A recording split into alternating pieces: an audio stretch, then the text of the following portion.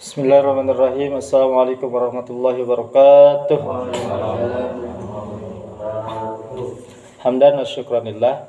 Bapak Ibu yang rahmati Allah Subhanahu wa taala, alhamdulillah di pagi hari ini kita masih istiqomah melaksanakan sholat subuh berjamaah di saum yang ke-25 ya. 25 ya.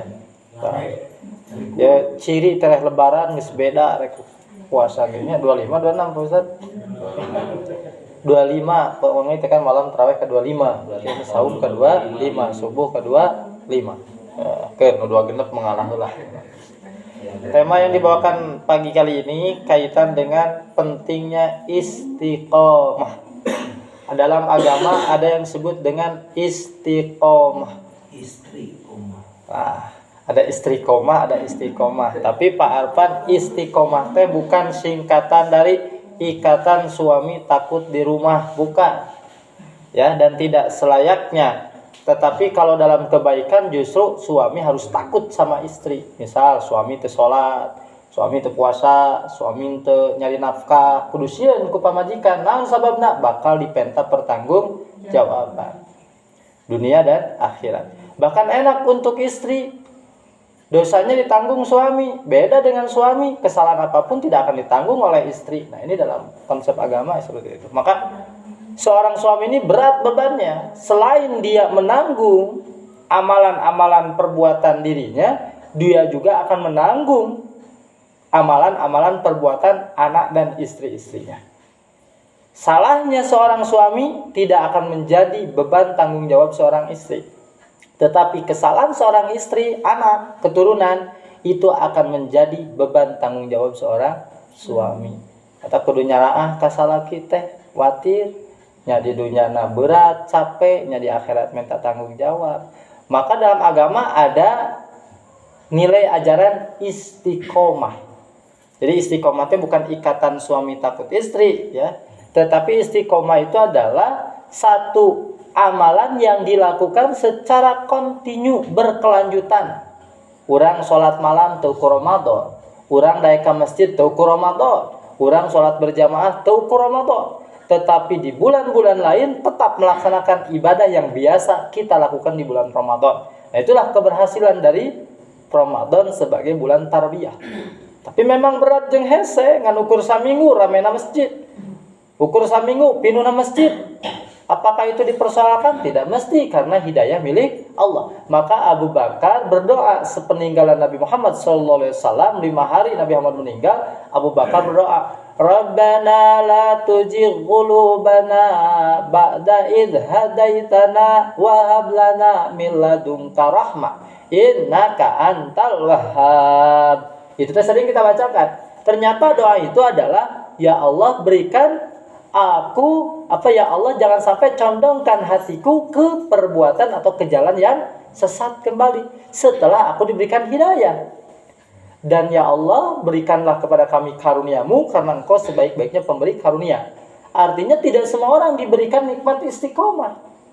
Istiqomah itu ketenangan dalam makna jiwa. Istiqomah itu berkelanjutan dalam aktivitas. Jadi mereka sedekah teh terus jadi ahli sedekah teh teu sakalian istiqomah. Memang paling berat istiqomah ini. Karena istiqomah ini ternyata dalam kitab ini dulu teh yang 1000 bait itu Alfiyah. Kami pernah pesantren dulu tapi tidak sampai berhasil ya, karena pesantrennya kurtilu tahu. Ada satu bait dalam Alfiyah yang mengatakan haitsu tastaqim yuqaddir laqallah najahan fi ghairil ajmani. Eta teh ku musannif disebutkeun dina bait eta, lamun masa kira-kira urang geus istiqomah kana hiji amalan, hanya hiji perbuatan, haitsu tastaqim. Kalau kita sudah istiqomah, yuqaddir laqallah, Allah akan menakdirkan kepada kita najahan, keberhasilan fi ghairil azmani, dalam situasi kondisi apapun. Jadi kuncinya istiqomah. Orang mendagang, istiqomah dagang. Istiqomah. Lamun orang rek naon tani, istiqomah tani.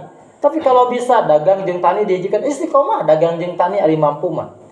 Ami rek loba kegiatanana, rek jadi pedagang, rek jadi naon, asal istiqomah. Jadi istiqomah itu bukan melakukan satu kegiatan tidak, tetapi bertanggung jawab, fokus melaksanakan berkelanjutan dari apa yang sudah kita tentukan. Kadang urang mah teu berhasil teh nu sok naon? Hejo yang cekolot mah.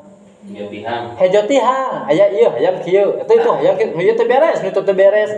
Nah, itu tidak istiqomah. Sama halnya dengan ibadah. Ternyata kunci keberhasilan itu dalam kitab Alfiyah adalah istiqomah. Tani, menjadi karyawan yang tuluy ya. Mau jadi karyawan istiqomah bakal berhasil jadi karyawan minimal kayak 50 tahun digawe kan menang pesangon 100 juta. Tuh. Si Bapak.